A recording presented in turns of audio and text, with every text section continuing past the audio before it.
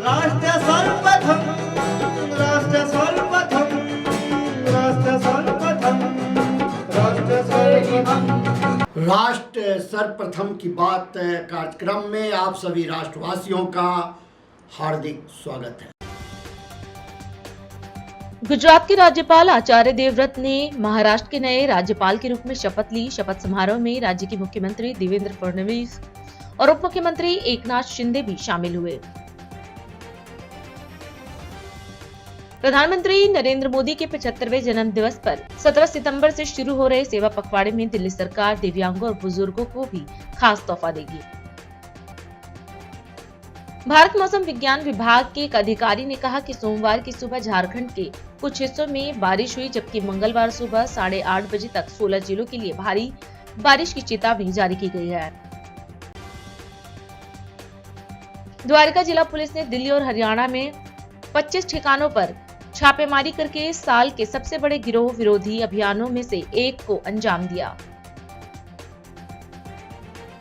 शीर्ष अदालत ने वक्फ संशोधन अधिनियम 2025 को लेकर बड़ा फैसला सुनाया है। कोर्ट ने कानून पर रोक लगाने की मांग पर विचार करने से इनकार कर दिया है। केंद्रीय मंत्री किरण रिजिजू ने वक्फ संशोधन अधिनियम 2025 को लेकर सुप्रीम कोर्ट अंतरिम आदेश का स्वागत किया।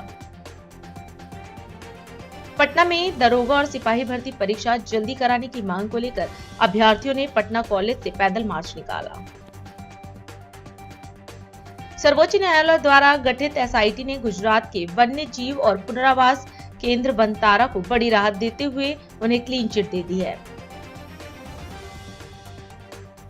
दिल्ली परिवहन निगम अब कागज की गुलाबी व सफेद टिकटों से पूरी तरह छुटकारा पाने जा रहा है। सितंबर अंत तक डीटीसी का टिकटिंग सिस्टम पूरी तरह डिजिटल होगा। राष्ट्रीय हरित अधिकरण ने गाजियाबाद में तालाबों और जलाशयों पर हो रहे अतिक्रमण के मामले में सख्त रुख अपनाया है। ऐसे में अदालत ने उत्तर प्रदेश सरकार और जिला प्रशासन को नोटिस जारी किया है। प्रधानमंत्री नरेंद्र मोदी ने बिहार को 40,000 करोड़ रुपए की सौगात दी। उन्होंने पूर्णिया एयरपोर्ट के नए टर्मिनल के उद्घाटन के साथ साथ कई परियोजनाओं का शिलान्यास किया। इस दौरान उन्होंने एक जनसभा को संबोधित किया और कहा कि ये योजनाएं सीमांचल के सपनों को पूरा करने का माध्यम है। साथ ही बताया कि 40,000 से ज्यादा लाभार्थियों को पीएम आवास योजना के तहत पक्का घर मिलने से इनके जीवन में नई शुरुआत हो रही है। प्रधानमंत्री ने कहा कि सरकार ने पिछले 11 सालों में 4 करोड़ से ज्यादा पक्के घर बनाकर गरीबों को दिए हैं और अब 3 करोड़ नए घर बनाने का काम कर रहे हैं। वहीं कार्यक्रम को मुख्यमंत्री नीतीश कुमार ने भी संबोधित किया और बिहार में किए गए विकास कार्यों का जिक्र किया। साथियों, आज यहाँ बिहार के विकास के लिए करीब 40,000 करोड़ रुपया की परियोजनाओं का लोकार्पण और शिलान्यास हुआ है। रेल, एयरपोर्ट, बिजली, पानी से जुड़ी ये परियोजनाएं सीमांचल के सपनों को पूरा करने का माध्यम बनेगी। आज यहां 40,000 से ज्यादा लाभार्थियों को पीएम आवास योजना के तहत पक्का घर भी मिला है। इन 40,000 परिवारों के जीवन में आज एक नई शुरुआत हुई है। धनतेरस से पहले, दिवाली से पहले और छठ पूजा से पहले अपने पक्के घर में गृह प्रवेश बहुत सौभाग्य से होता है। मैं इन परिवारों को बधाई देता हूं, शुभकामनाएं देता हूं। साथियों, आज का ये अवसर मेरे उन बेघर भाइयों बहनों को भरोसे देने का भी है। एक दिन उनको भी पक्का घर मिलेगा, ये मोदी की गारंटी है। हमारी सरकार ने पिछले 11 साल में 4 करोड़ से ज्यादा पक्के घर बनाकर गरीबों को दिए हैं। अब हम 3 करोड़ नए घर बनाने का काम कर रहे हैं। जब तक हर गरीब को पक्का घर नहीं मिल जाता, मोदी रुकने या थमने वाला नहीं है। साथियों, आज सर एम विश्वेश्वरैया जी की याद में हम इंजीनियर्स डे मनाते हैं। विकसित भारत, विकसित बिहार के निर्माण में इंजीनियर्स की बहुत बड़ी भूमिका है।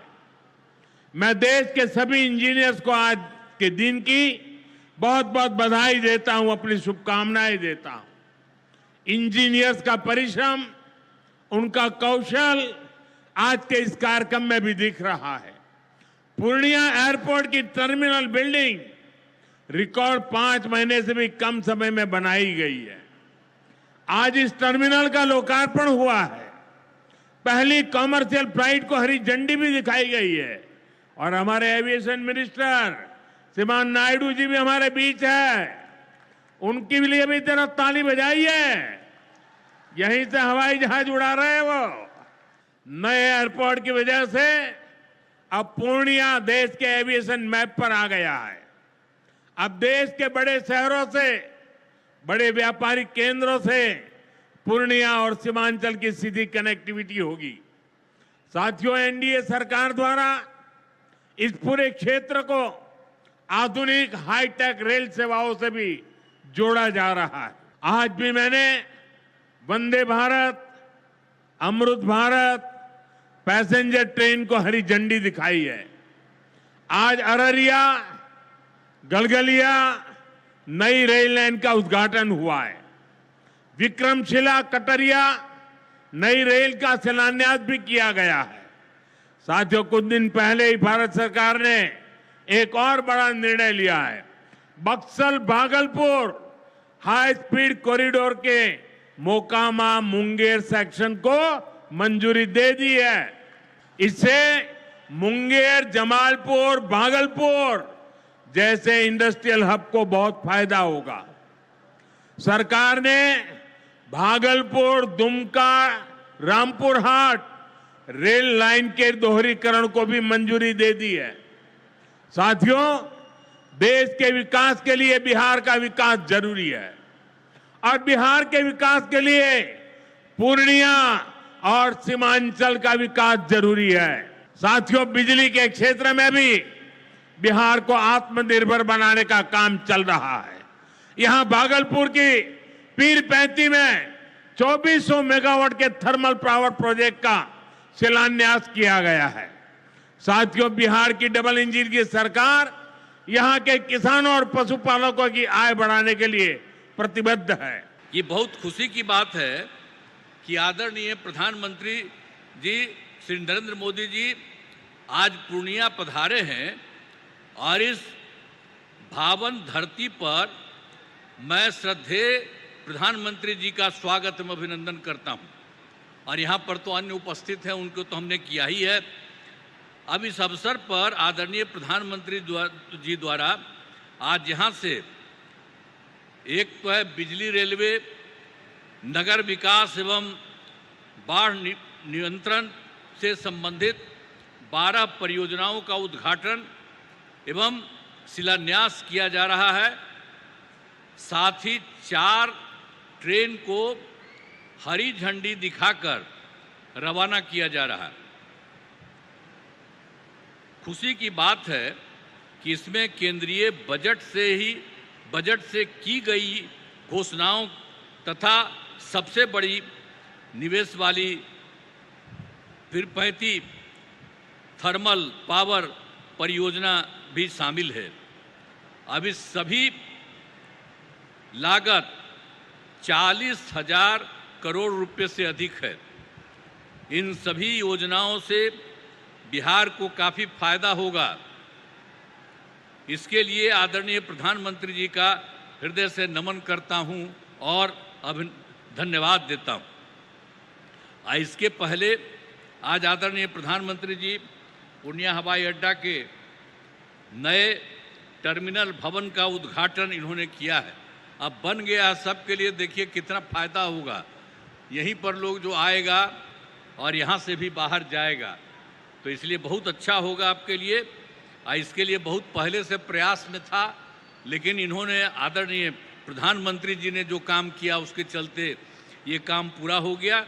इस हवाई अड्डा के शुरू होने से इस क्षेत्र के लोगों को बहुत फायदा होगा। दिल्ली की मुख्यमंत्री रेखा गुप्ता ने विकसित दिल्ली सीएम इंटर्नशिप प्रोग्राम की शुरुआत की घोषणा की। इस कार्यक्रम में ग्रेजुएशन और पोस्ट ग्रेजुएशन कर रहे 87 युवाओं को 3 महीने तक दिल्ली सरकार की नीति और परियोजनाओं से प्रत्यक्ष रूप से जुड़ने का अवसर मिलेगा। मुख्यमंत्री ने इसे भविष्य की नीति निर्माताओं को तैयार करने और लोकतंत्र को मजबूत बनाने की ऐतिहासिक पहल करार दिया। विकसित दिल्ली सीएम इंटर्नशिप प्रोग्राम, आज से इस प्रोग्राम की शुरुआत हुई है। 9000 स्टूडेंट्स ने जो कि ग्रेजुएशन पोस्ट ग्रेजुएशन परस्यू कर रहे हैं दिल्ली में, उन सबको इसमें उन्होंने अप्लाई किया और इसमें फिर 87 बच्चे जो अप्रूव हुए, आज से 3 महीने की इंटर्नशिप वो दिल्ली सरकार के साथ करेंगे। मुझे खुशी है कि पहली बार दिल्ली सरकार ने इस तरह का इनिशिएटिव लिया है जिसमें कि फ्रेश माइंड दिल्ली गवर्नेंस को अपने नए विज़न और तकनीक के साथ जोड़ेंगे। इससे पहले इंटर्नशिप कभी सरकारों ने की भी तो उसमें केवल पॉलिटिकल एजेंडा लगाया, पॉलिटिकल लोगों का रिक्रूट किया और उनको फाइनेंशियल बेनिफिट देने की कोशिश की, परंतु ये प्योरली दिल्ली के युवाओं के लिए है। ट्रांसपेरेंसी के साथ इसमें रिक्रूटमेंट हुआ है और दिल्ली और युवा जुड़ करके कैसे विकसित दिल्ली 2047 की ओर जाने वाले हैं, इस पे काम किया जाएगा। तो 3 महीने में इन युवाओं का विज़न और इनका साथ दिल्ली के ठहरे हुए पानी में एक नई वाइब्रेशन लेकर के आएगा और नई तकनीक के साथ में दिल्ली की गवर्नेंस, गुड गवर्नेंस की ओर तेजी से आगे बढ़ेगी। Thank you. मुख्यमंत्री योगी आदित्यनाथ ने आज लखनऊ में आयोजित CSIR स्टार्टअप कॉन्क्लेव 2025 के समापन समारोह में भाग लिया।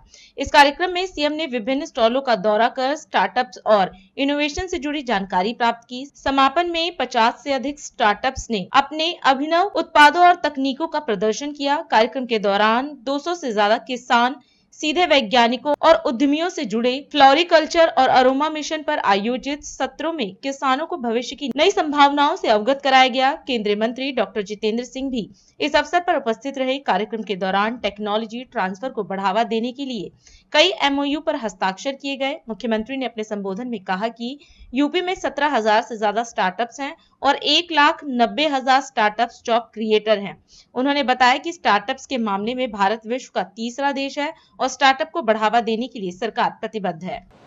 CSIR स्टार्टअप कॉन्क्लेव 2025 के आज के इस समापन समारोह में विभिन्न संस्थाओं के प्रमुखगण, हमारे प्रगतिशील किसान और अन्य स्टेक होल्डर्स और उपस्थित बहनों और भाइयों, मैं सबसे पहले माननीय विज्ञान और प्रौद्योगिकी मंत्री डॉक्टर जितेंद्र सिंह जी को हृदय से धन्यवाद देते हुए आदरणीय प्रधानमंत्री जी का आभार व्यक्त करता हूं, जिन्होंने CSIR के इस स्टार्टअप कॉन्क्लेव को उत्तर प्रदेश की राजधानी में आयोजित किया है और यहां पर सफलतापूर्वक इस कॉन्क्लेव के माध्यम से हमारे वैज्ञानिकों को, हमारे संस्थानों को और हमारे प्रगतिशील किसानों को अपने इनोवेशन को, अपने रिसर्च को शोकेस करने का एक अवसर प्रदान किया है।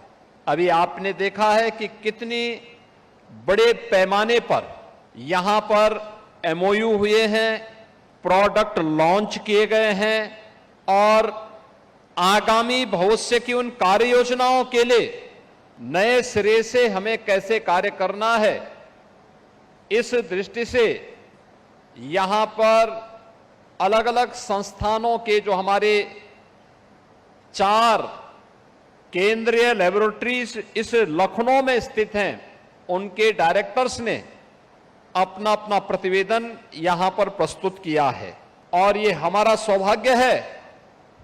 CSIR की 4 महत्वपूर्ण लैब्स NBRI, CDRI, IITR और CMAP ये उत्तर प्रदेश की राजधानी लखनऊ में हैं, जिनके द्वारा अपनी स्थापना काल से लेकर के अब तक अनेक प्रकार के ऐसे शोध किए गए हैं जो किसानों की आमदनी को आगे बढ़ाने के साथ साथ आम नागरिक के मन में आम नागरिक के जीवन में व्यापक परिवर्तन करने के कारक बने हैं। स्टार्टअप कॉन्क्लेव हमारे लिए इस दृष्टि से अत्यंत महत्वपूर्ण है, क्योंकि जब हम स्टार्टअप की बात करते हैं तो पिछले 11 वर्ष में भारत के अंदर एक नए स्टार्टअप इकोसिस्टम को हम लोगों ने पनपते हुए देखा है।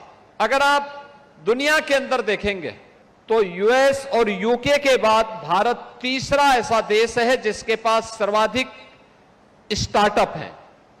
दुनिया के अंदर भारत का नंबर तीसरे नंबर पर आता है। और अगर भारत के अंदर हम देखेंगे तो 1,90,000 हमारे पास ऐसे स्टार्टअप मौजूद हैं पूरे देश के अंदर, जिनके माध्यम से जो प्रधानमंत्री जी की पहले दिन से ये संकल्पना थी कि हमारा युवा जॉब सीकर नहीं बल्कि जॉब क्रिएटर बने, तो उस जॉब क्रिएटर का आधार कोई बन सकता है तो स्टार्टअप इकोसिस्टम बन सकता है, जिसके लिए आज यहां पर पिछले 2 दिनों से लखनऊ वासी, उत्तर प्रदेश के विभिन्न संस्थानों के और उद्योग जगत से जुड़े हुए जो हमारे उद्यमी हैं, संस्थानों के प्रमुख हैं, प्रगतिशील किसान हैं, जो पिछले 2 दिनों से इस पूरे कॉन्क्लेव का पार्ट बने हैं, उन्होंने बहुत नजदीक से इसको देखने, एग्जीबिशन का निरीक्षण करने, नए नए प्रोडक्ट जो आज लॉन्च किए गए हैं इन्हें देखा होगा, इसको समझा होगा और उसकी ताकत का एहसास भी किया होगा। अभी समय है एक ब्रेक का, हम चलते हैं ब्रेक पर, आप कहीं जाए नहीं, छोटा सा ब्रेक। श्रेया फर्निशिंग लेकर आया है आपके लिए होम कलेक्शन, जिसमें आपको मिलता है upholstery fabric, designer curtains, home and office decoratives, carpets and sofa cover कम से कम दाम में कीर्ति नगर में आपके लिए उपलब्ध है। Kamal Buildtech Private Limited, fulfilling promises. With our professional team and experience of delivering projects, in past we guarantee you peace of mind and top quality work in an affordable price. राष्ट्र सर्वप्रथम की बात कार्यक्रम में break के बाद एक बार फिर आप सभी राष्ट्रवासियों का स्वागत है। देहरादून में हिंदी दिवस के शुभ अवसर पर उत्तराखंड में दीर्घकालीन साहित्य सेवी सम्मान समारोह आयोजित किया गया। इस अवसर पर कार्यक्रम में मुख्यमंत्री पुष्कर सिंह धामी भी मौजूद रहे। समारोह में साहित्यकार स्वर्गीय शैलेश, स्वर्गीय गिरीश तिवारी, स्वर्गीय शेरदा, स्वर्गीय हीरा सिंह राणा को मरणोपरांत एवं सोमवारी लाल व अतुल शर्मा को उत्तराखंड दीर्घकालीन साहित्य सेवी सम्मान से सम्मानित किया। इस अवसर पर अपने संबोधन में मुख्यमंत्री ने हिंदी दिवस की सभी को बधाई दी व सीएम ने बताया कि हिंदी आत्मा की अभिव्यक्ति है, वहीं साहित्य को समाज का विशेष दर्पण करार दिया। मुख्यमंत्री ने कहा कि सरकार ने बीते 2 वर्षों में 62 साहित्यकारों को उनकी पुस्तकों के प्रकाशन हेतु अनुदान भी प्रदान किया है और इस वर्ष भी पुस्तक प्रकाशन को प्रोत्साहित करने के लिए 25 लाख के विशेष बजट का प्रावधान किया गया है। उन्होंने कहा कि साहित्य और संस्कृति के संरक्षण एवं संवर्धन के लिए सरकार पूरी प्रतिबद्धता से कार्य कर रही है। भारत की समृद्ध संस्कृति, सभ्यता की पहचान, हमारी एकता अखंडता का आधार हमारी मातृभाषा हिंदी को प्रणाम करता हूं तथा आप सभी को आज हिंदी दिवस के अवसर पर अपनी ओर से सबको शुभकामनाएं देता हूं। और आज विशिष्ट अवसर पर मुझे आप सभी महानुभावों एवं साहित्य रसिकों के सम्मुख आज उपस्थित होकर अत्यंत हर्ष की अनुभूति हो रही है और ये मेरा सौभाग्य है कि आज मुझे हिंदी भाषा को समृद्ध बनाने वाले महान साहित्यकारों को, जिनके बारे में अभी हमारे भाषा मंत्री आदरणीय सुबोध उनियाल जी ने बहुत विस्तार से एक एक के जीवन संघर्ष को हम सबके समक्ष रखा है, जिन्होंने अनेक कठिनाइयों को और चुनौतियों को स्वीकार करते हुए कभी रुकना, कभी थकना स्वीकार नहीं किया, लगातार आगे बढ़ते रहे। ऐसे साहित्यकारों को उनके अमूल्य योगदान के लिए आज दीर्घकालीन साहित्य सेवी सम्मान से भी सम्मानित करने का शुभ अवसर प्राप्त हुआ। आज के इस अवसर पर मैं उन सभी साहित्य साधकों को हार्दिक शुभकामनाएं देता हूं, जिन्होंने अपनी सृजनशीलता के माध्यम से हमारी सांस्कृतिक और साहित्यिक विरासत को समृद्ध बनाने के साथ साथ इसको नई पीढ़ी तक पहुंचाने का महत्वपूर्ण कार्य किया है। साथ ही आज मैं कवि सम्मेलन में सम्मिलित होने के लिए भारत के विभिन्न भागों से आए हुए सभी कवियों कवियत्रियों का भी देवभूमि उत्तराखंड में हृदय से स्वागत करता हूं, हृदय से मैं अभिनंदन करता हूं, जो आज अपनी मधुर और प्रेरक कविताओं के माध्यम से इस आयोजन को सृजनात्मकता के सौंदर्य से अलंकृत करेंगे। भाइयों बहनों, जहां हिंदी हमारी आत्मा की अभिव्यक्ति है, वहीं साहित्य हमारे समाज का वो विशिष्ट दर्पण है जो समाज की संस्कृति, मूल्यों और विचारों को स्पष्टता से उजागर करता है। इस प्रकार आप सभी साहित्यकार हमारे समाज की संवेदनाओं को स्वयं समझकर उन्हें समझाने वाले मार्गदर्शक हैं और साहित्यकारों की रचनाएं न केवल समाज को एक नई दिशा दिखाती हैं, बल्कि समाज में सकारात्मक परिवर्तन लाने के लिए प्रेरित भी करती हैं। भारत के स्वतंत्रता आंदोलन को भी गति तभी मिली जब हमारे कवियों ने, साहित्यकारों ने देशवासियों को स्वतंत्रता आंदोलन में सक्रिय भागीदारी के लिए प्रेरित किया। हमारे शास्त्रों में सृजनात्मकता का महत्व स्पष्ट रूप से बताते हुए हमारे यहाँ तो कहा भी गया है, साहित्य संगीत कला विहीना साक्षात पशु पुक्ष विषाणहीना, अर्थात साहित्य संगीत और कला से विहीन मनुष्य साक्षात पशु के समान होता है। हमारी देवभूमि की ये पावन धरा सदियों से रचनात्मकता का केंद्र रही है, जहां विचारों की ज्योति ने प्रत्येक युग में समाज को प्रेरित किया है। इसी भूमि पर महान ऋषियों ने कठोर तपस्या करके अनेक ग्रंथों का निर्माण किया है। इस अद्भुत भूमि को कई ज्ञानियों ने अपनी कर्म भूमि के रूप में चुना, जिसने इस धरती को ज्ञान और संस्कृति का केंद्र बना दिया। भाइयों बहनों, हमारी सरकार साहित्य और संस्कृति के संरक्षण के लिए, उसके प्रोत्साहन के लिए पूरी तरह से प्रतिबद्ध होकर निरंतर कार्य कर रही है। इस दिशा में उत्तराखंड भाषा संस्थान द्वारा हिंदी और अन्य भारतीय भाषाओं के संवर्धन और विकास के लिए अत्यंत प्रयास किए जा रहे हैं। हम जहां एक और उत्तराखंड साहित्य गौरव सम्मान, साहित्य भूषण और लाइफ टाइम अचीवमेंट पुरस्कार के माध्यम से उत्कृष्ट साहित्यकारों को सम्मानित कर रहे हैं, वहीं हिंदी सहित विभिन्न भाषाओं में ग्रंथों के प्रकाशन हेतु अनुदान प्रदान कर नवोदित और उदयमान लेखकों को भी प्रोत्साहित भी कर रहे हैं और निकट भविष्य में हम इसका और विस्तार करेंगे। जिस प्रकार से मैं देख रहा हूं, आज सच में बहुत मन को संतोष हो रहा है कि जिस प्रकार के योगदान देने वाले कुछ लोग हमारे बीच में हैं, जो नहीं हैं, उनको भी सम्मान देकर ऐसा लग रहा है कि हम सब स्वयं सम्मानित हो रहे हैं। तो मैं पुनः आप सभी को एक बार फिर से बधाई देते हुए, शुभकामनाएं देते हुए अपनी बात समाप्त करता हूं। धन्यवाद। छत्तीसगढ़ के मुख्यमंत्री विष्णुदेव साय ठाकुर जोहरानी पूजन कार्यक्रम में शामिल हुए।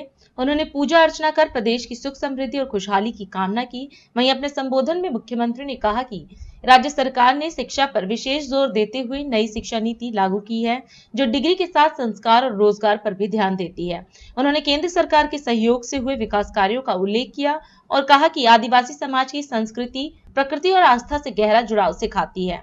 ठाकुर जोहारनी कार्यक्रम में भारी संख्या में उपस्थित हमारे सज्जनवृंद, मातृशक्ति माताएं बहनें, युवा साथियों, भाइयों और बहनों और मीडिया के साथियों, सबसे पहले इस ऐतिहासिक कार्यक्रम में बुलाने के लिए मैं पूरे समाज का बहुत बहुत धन्यवाद करता हूं, आभार व्यक्त करता हूं।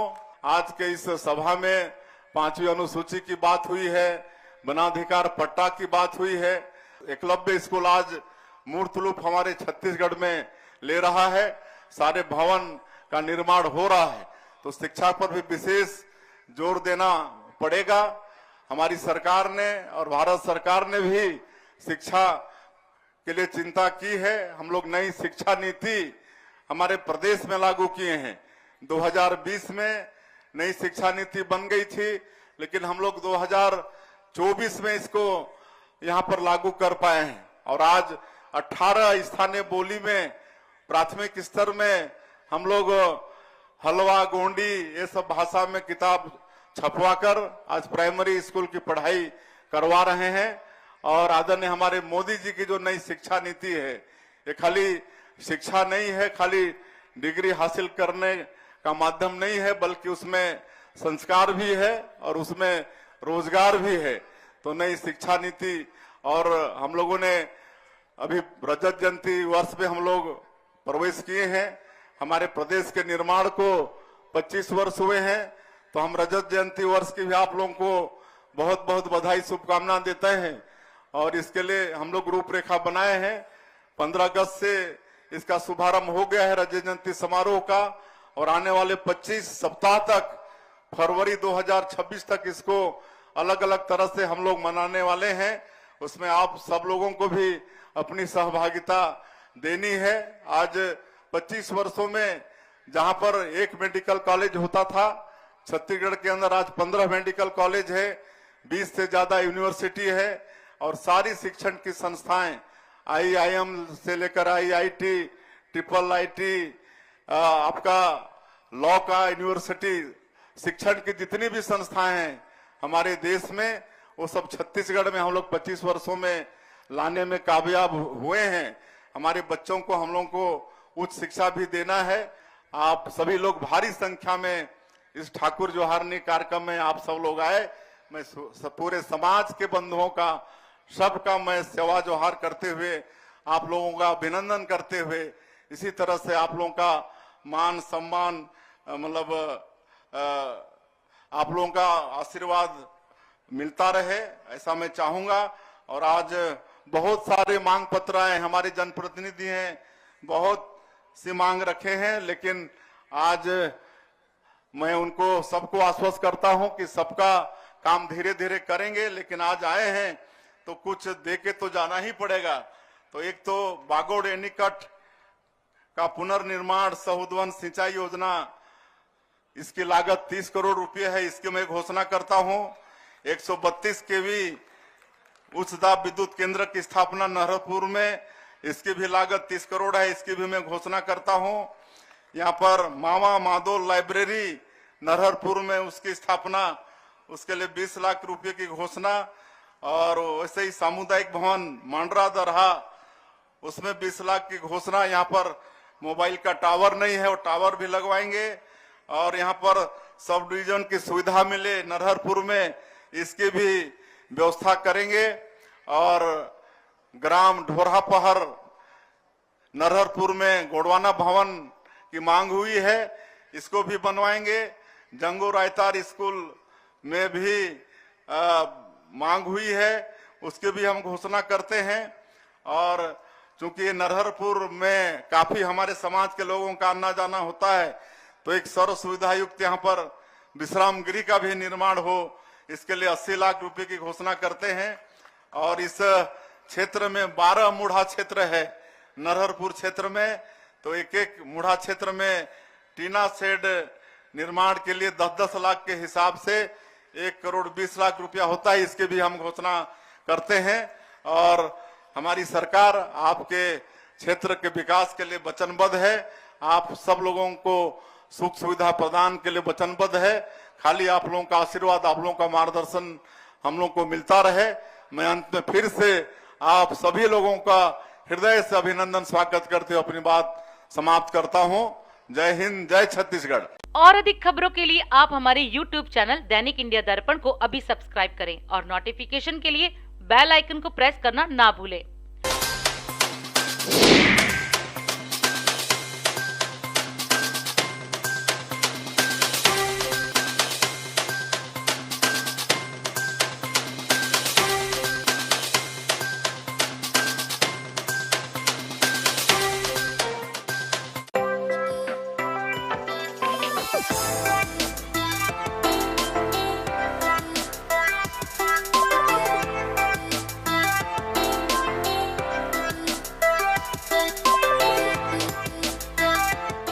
आज हम इस कार्यक्रम में आपसे विदा लेते हैं। आप अन्य खबरों के लिए बने रहे।